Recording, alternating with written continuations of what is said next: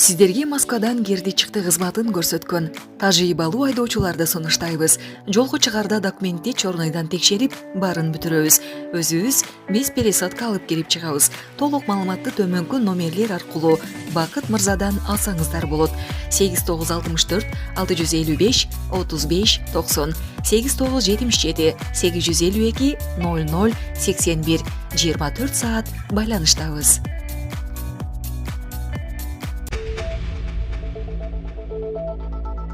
Москва Ситиге учкучсуз аппараттар менен чабуул жасалды. Бүгүн 30-июлда таңерте Москва Ситидеги 50 кабаттуу IQ имаратына Украинанын учкучсуз аппараттары сокку урду. Бул тууралуу Москва 24 телеграм каналы билдирди. Жарылуудан имараттын 5-6 кабатынын терезелери талкаланып, жарандар эвакуация болууда. ТАСС агенттигинин маалыматына караганда кол салуудан бир адам жабыркады. Булак Назар Ньюс кечи. Москвага жасалган чабуулдан бир адам жабыркады. 30-июлга караган түнү бир нече украиналык учкучсуз учактар Москвага чабуул коюшту. Бул тууралуу ТАСС агенттиги билдирди. Маалыматка ылайык, Москва Сити бизнес борборунда жайгашкан IQ квартал имаратында жарылуу болду. Укук коргоо органдары ошондой эле борбор калаага кол салууга катышкан Москва облусунда 2 учкучсуз учак атып түшүрүлгөнүн кабарлады. Москванын мэри Сергей Собянин окуянын кесепетинен Москва Сити борборунун 2 мунарасынын фасадтары бир аз жабыркаганын билдирди. IQ кварталынын 50 кабаттуу имаратынын 5 жана 6 кабаттарынын айнектери талкаланып, Москва Сити комплексинин имараттарынан эл эвакуациялана баштады. ОК2 мунарасында 1 кабаттан 4 кабатка чейин айнектер сынган. Учуп конуу үчүн өзгөчө кырдаал киргизилгенине байланыштуу Борбордогу Внуково аэропорту жабылып, кийинчерээк аэропорт кайрадан ачылган. Учурда Москванын аба зонасында жана Москва областында учууга тыюу салынды. Пилотсуз учактын кол салуусунан бир адам жаракат алды. Москва шаарынын аймагындагы Тестовская көчөсүндөгү унаа кыймылы жабылганын Москванын транспорт департаменти билдирди. Коргоо департаментинин маалыматы боюнча чабуулга 3 учкучсуз учак катышкан. Алардын бири Москва облусунун Одинцово районунун үстүндө абада жок кылынган. Калган 2 электрондук согуш каражаттары менен басылган. Алар Москва шаарынын аймагына кулаган. Булак Назар Ньюс кечи. Украина 25 учкучсуз учак менен Крымга кол салууга аракет кылды. Украина 30-июлга караган түнү 25 учкучсуз учак менен Крымга кол салууга аракет кылды. Алардын 16-сы абадан коргонуу системалары менен дагы 9-у радио электрондук каражат менен жок кылынды. Бул тууралуу Русиянын коргоо министрлиги билдиргенин ТАСС агенттиги жазды. Бүгүн түнү Киев режиминен 25 учак тибиндеги учкучсуз учуучу аппараттар менен Крым жарым аралынын аймагындагы объекттерге теракт жасоо аракети токтотулду. Алардын 16-сы абадан коргонуу системалары менен дагы 9-у радио электрондук каражат менен жок кылынды деп билдирди министрлик. Министрликтин маалыматы боюнча кыйроолор жана жабыркагандар болгон жок. Белгилей кетсек, буга чейин Москва Сити бизнес борборуна ошондой эле кол салуу болгону кабарланган. Соккудан бир адам жабыркаган. Булак Назар Ньюс кечи. Жээнбековдун жубайынын иши УКМК 1,4 миллиард сомдук 2 жер кайтарылганын билдирди.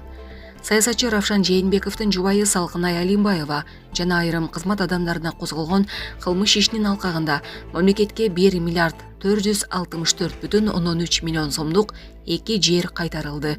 Бул тууралуу Улуттук коопсуздук мамлекеттик комитетинен билдиришти.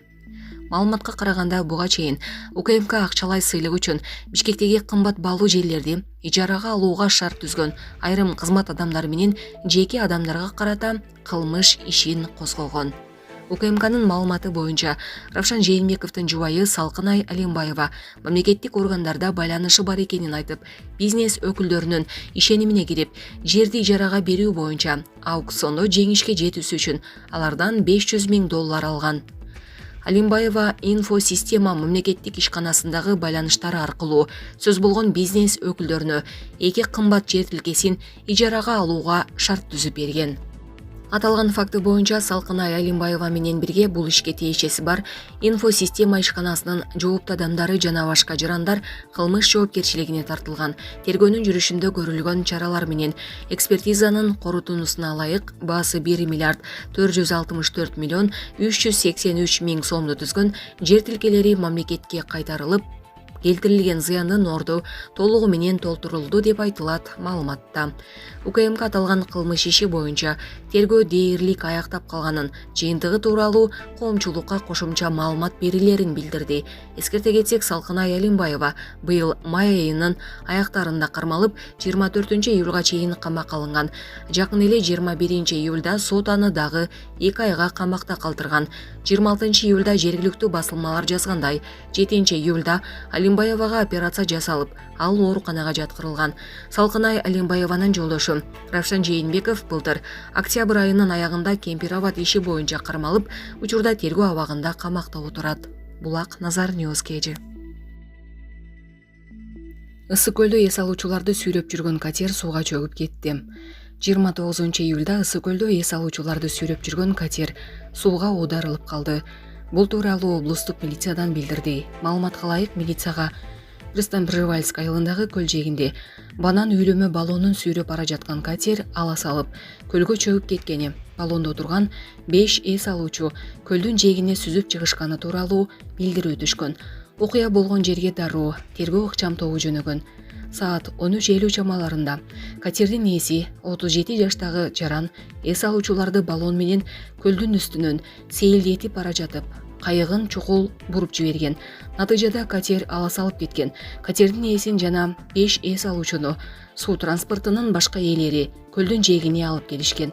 Жабыркагандар жок жана эс алуучулар арыз жазуудан баш тартышты. Бардык эс алуучулар жана катердин айдоочусу куткаруу жилет кийип жүрүшкөн деп айтылат маалыматта. Учурда суу катердин ээси тарабынан суу аттракционун камсыз кылуу боюнча тийиштүү уруксат документтеринин бар жогун текшерүү улантылып жатканы кошумчаланды. Булак Супер KG.